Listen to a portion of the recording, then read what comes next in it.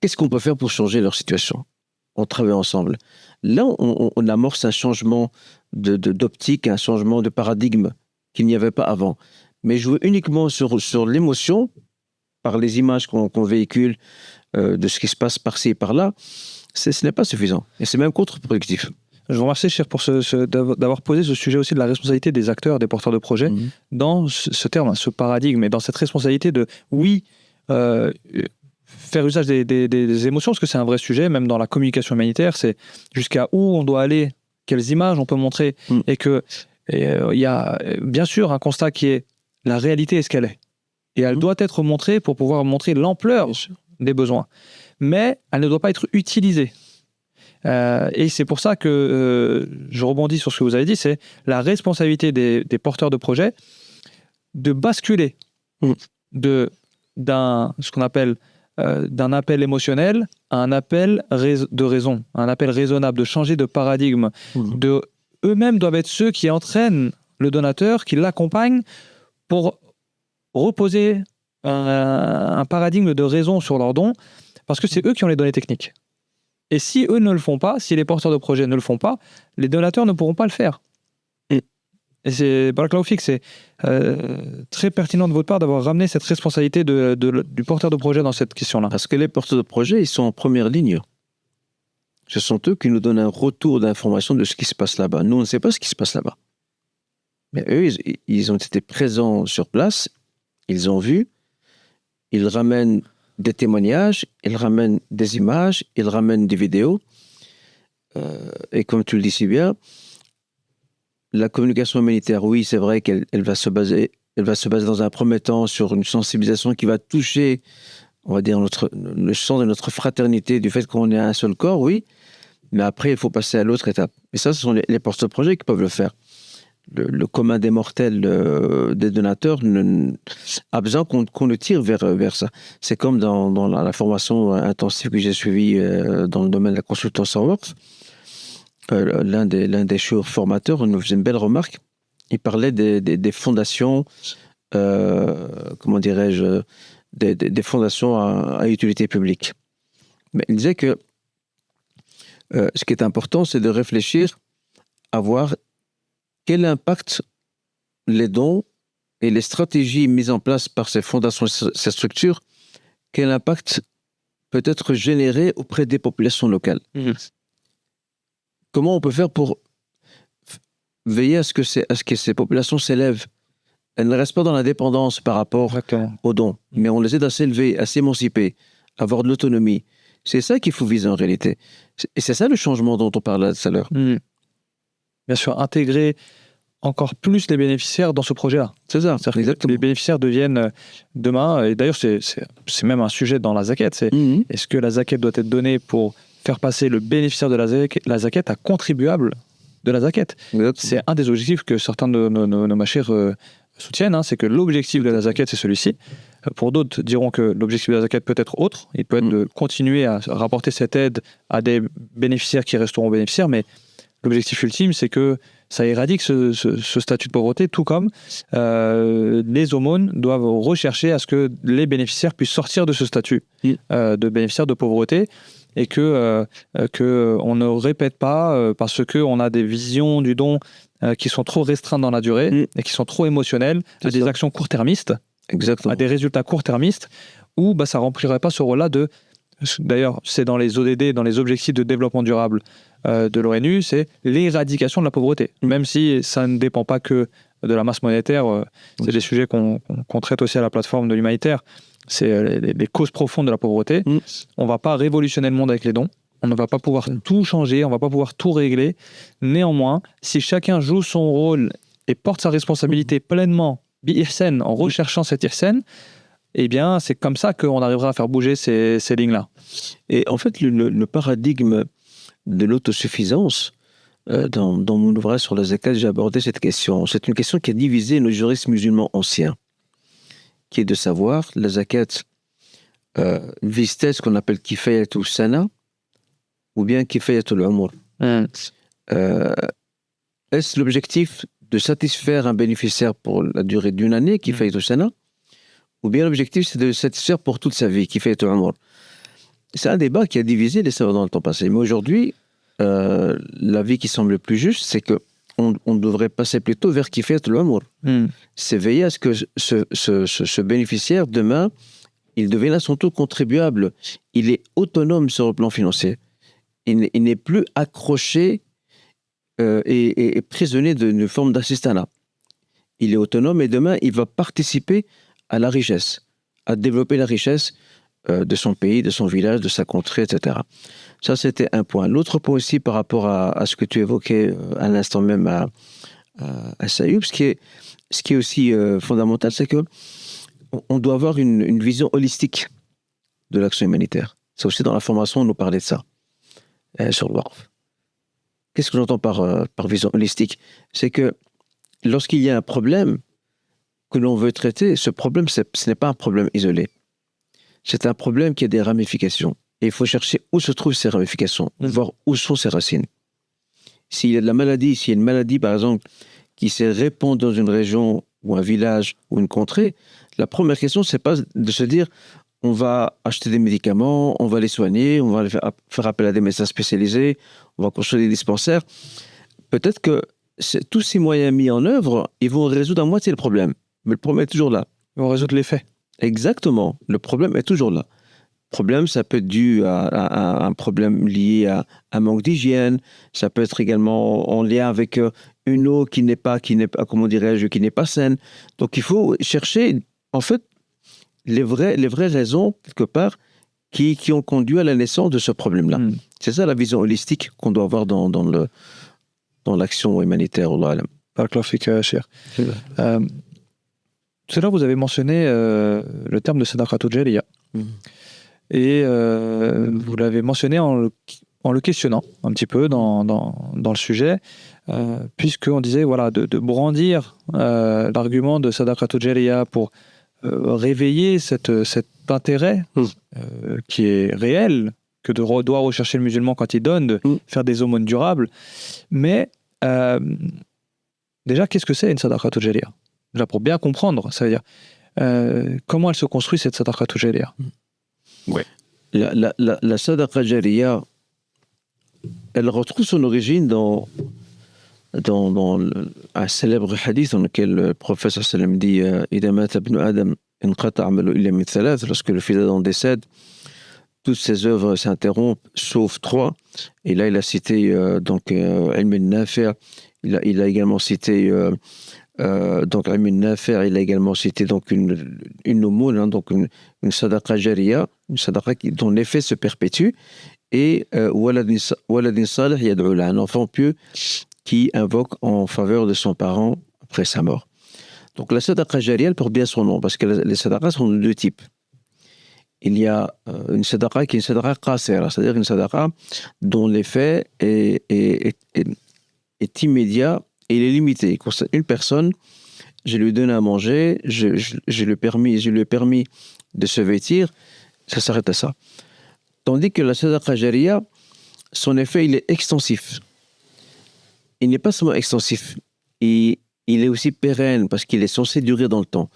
Alors la question qui revient souvent, est-ce qu'une sadaqa jariya est-elle vraiment jariya sur le long terme? Non. Peut-être qu'un jour, cette sadaqa jariya va s'arrêter. Puis, il a une durée de vie qui est limitée. Si on revient sur l'exemple du WARF, il y a des WARF qui ont été fondés, il y a des sectes qui ont disparu. D'autres sont encore là. Mais ce n'est pas là le plus important. Le plus important, c'est d'intégrer cette niya, cette intention de faire une aumône dans le sens qu'elle soit, Inch'Allah, bénéfique, qu'elle amorce un changement et qu'on implore Allah Azza wa Jal, parce que ce n'est pas à nous de qualifier la sadaqa comme quoi elle est jariya. Ce n'est pas à nous de faire ça. En fait, c'est Rabbul Alamin qui l'a qualifiée de sadaqa jariya. Moi, je dois juste espérer qu'elle soit sadaqa jariya. Ça fait intervenir la notion de la sincérité, du choix judicieux du projet. Et après, on laisse, Inch'Allah, le projet se développer par lui-même, Inch'Allah Ta'ala. Et quand bien même ça peut arriver qu'un projet dont nous espérons qu'il s'agit de sadaqa jariya s'arrête à un certain stade, en 20, 25, 30, 50 ans, un siècle, le croyant qui a dépensé, Allah Azza wa Jalla, Inna Allah la yuda'u ajra man ahsana amala. Dieu ne fait jamais perdre le bénéfice de quelqu'un qui a fait une bonne œuvre. Rabbul Alamin va t'ouvrir une autre porte de khair, quand bien même cette sadaqa jariya s'est arrêtée au bout d'un certain temps. Ça ne veut pas dire que... Parce qu'il y a aussi un effet domino aussi. Hein. Ça, c'est une notion aussi qui serait intéressant de développer. Dans une sadaqa jariya, il y a ce qu'on appelle l'effet domino. C'est quoi l'effet domino? C'est que, je prends l'exemple d'une source d'eau, d'un puits par exemple. Un puits, d'ailleurs tu es plus expert que moi pour parler de ça, il a une certaine durée de vie. On va implorer Rabbul Alamin que mon investissement compte pour une sadaqa jariya. Jusque-là, tout va bien. Mais que se passe-t-il après, lorsqu'au bout de 25-30 ans, ce puits tarie et ne donne plus d'eau?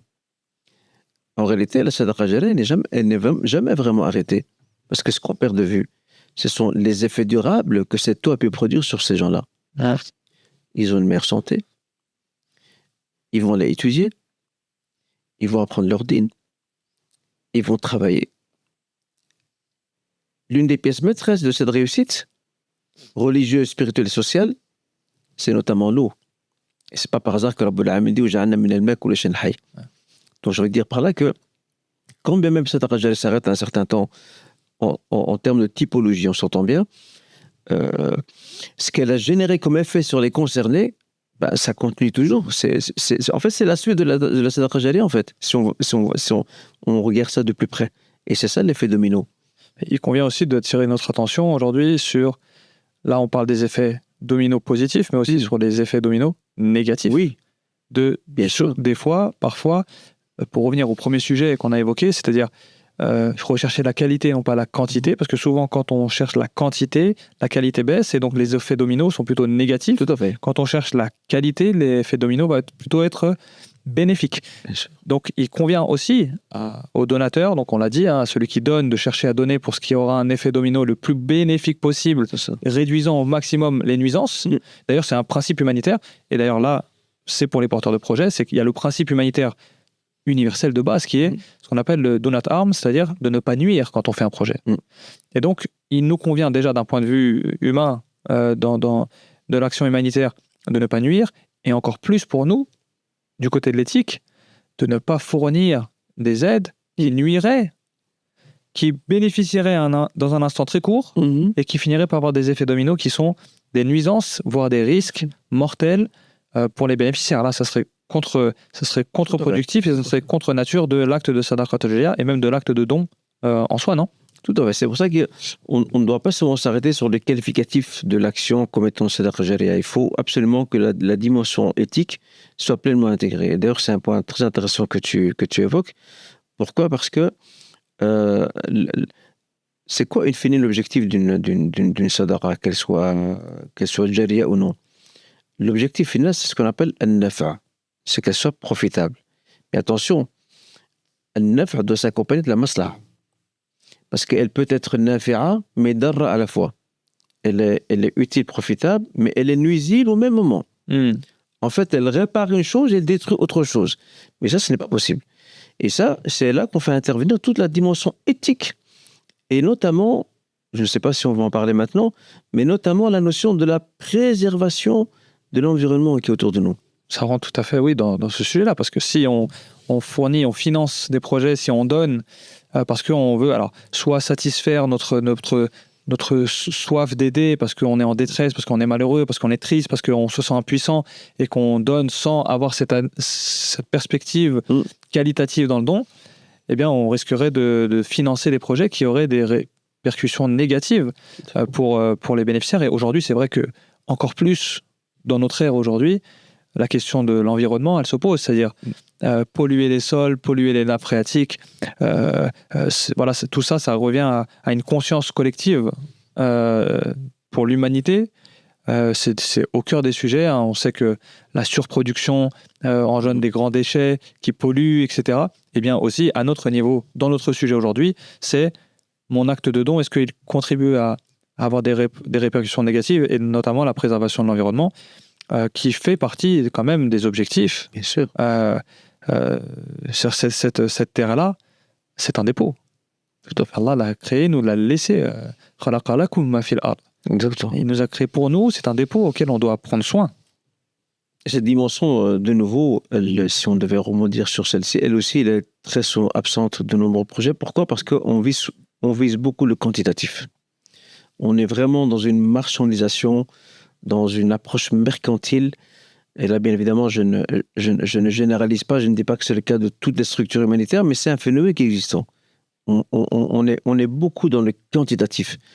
Et il faut savoir, et ça j'apporte ici une précision, parce que la notion de maslaha et mafsada, elle est aussi liée à ce qu'on appelle une règle d'équivalence, muwazana. Pourquoi?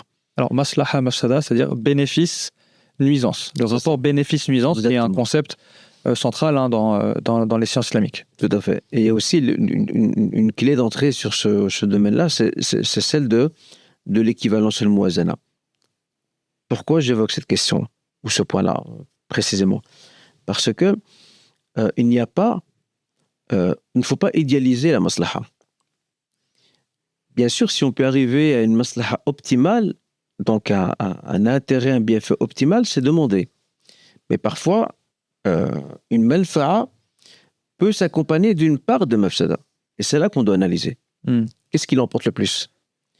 Ce qui l'emporte le plus, est-ce la maslaha qui accompagne la malfa'a, ou c'est la mafsada qui l'emporte sur la maslaha? Mais ça, si Ayoub, ça demande un regard religieux. Bien sûr. Ça, ce n'est pas le porteur de projet qui pourra faire ça. Oui. Le porteur de projet, il peut ramener des informations, on va dire, de terrain scientifique. Mais après, c'est Sahib al-Shara. C'est le référent religieux qui, lui, sur base de toutes les informations, pourra dire oui, ok, ce projet-là, on peut y aller. La maslaha, elle est à 99,99%. Ou alors on va dire non, il y a une mafsada, malheureusement elle prend le dessus, donc on ne peut pas faire ça. Et attention, quand on regarde mafsada, la nuisance et la maslaha, c'est jamais à court terme.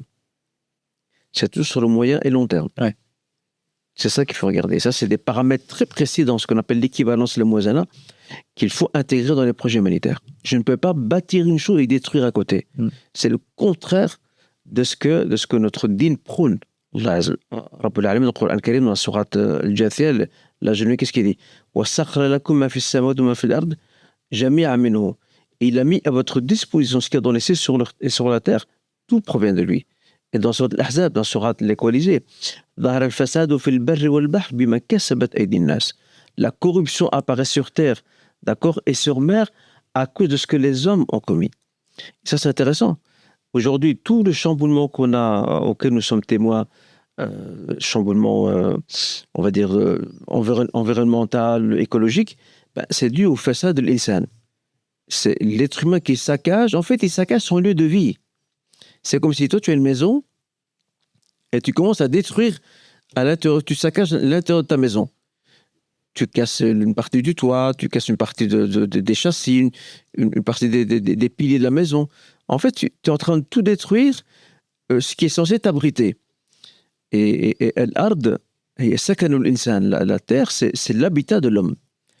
Et ça vaut aussi pour les projets humanitaires. On doit participer à préserver, non pas à répondre aux diktats des donateurs, mais à préserver absolument l'environnement.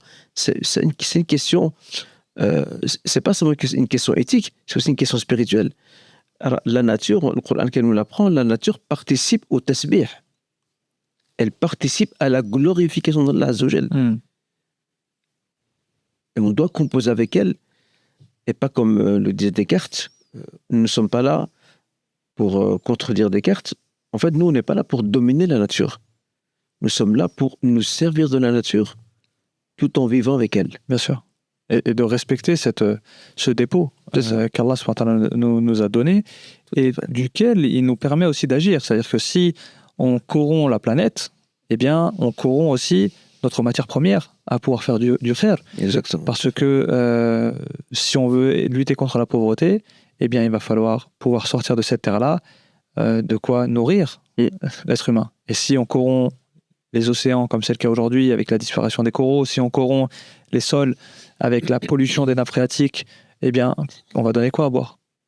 On va donner quoi à manger? Si on veut développer des sociétés et qu'on corrompt les ressources naturelles, comment on va assurer l'énergie qui est nécessaire à la production? Donc, on voit la responsabilité qu'on a autant dans le fait de préserver l'environnement et donc de comment est-ce qu'on l'exploite et dans quoi est-ce qu'on met les finances, et encore plus pour nous, où on a le sentiment, c'est-à-dire que c'est un dépôt, donc c'est un élément sur lequel on sera questionné. Tout à fait. Dans un très beau hadith, le prophète Hassan nous parle de 3 choses qui sont des atouts de la vie humaine et qui incarnent aussi un patrimoine universel. Et regarde le terme que le prophète a utilisé. Le prophète n'a pas parlé de mu'minin ou de muslimin, il a parlé de nas, les gens. Il a dit nas, les gens. Ça implique ceux qui sont croyants, ceux qui ne le sont pas. Nas shuraka fi thalath. Les gens sont associés dans la propriété de 3 choses. Al-ma, l'eau, al-kala, qui est la verdure, et ça inclut également les forêts, etc. Ou al-nar, et le feu. On entend par le feu de l'énergie. Donc l'être humain, ce sont 3 choses précieuses qui sont non seulement les sources de son existence, mais aussi les sources de sa sécurité et de sa stabilité. Beaucoup de guerres se sont produites à cause d'un manque d'eau, à cause d'un manque d'énergie. Et donc, nos projets humanitaires doivent participer à préserver absolument ce patrimoine universel. Le prophète, je le rappelle, dans ce hadith, le prophète ne me parle pas de mu'minin ou de muslimin. Il parle de nas, les gens. Il s'adresse à l'humanité. Et les musulmans sont les premiers concernés. D'ailleurs, dans le verset que vous avez cité juste avant, Cheikh, c'est également un nas qui est cité par Allah subhanahu wa ta'ala. Dhahara al-fasad. Exactement. Exactement. Tout à fait. Donc c'est une responsabilité collective et elle s'applique d'autant plus sur nous, surtout si on porte une mission et qu'on a été honoré par Allah subhanahu wa ta'ala de jouer un rôle dans cela. Rejoignez notre newsletter et restez informés des initiatives qui transforment la philanthropie islamique. Et pour soutenir vos associations et toute la communauté, faites un don à la plateforme Les Musulmans sur lesmusulmans.fr.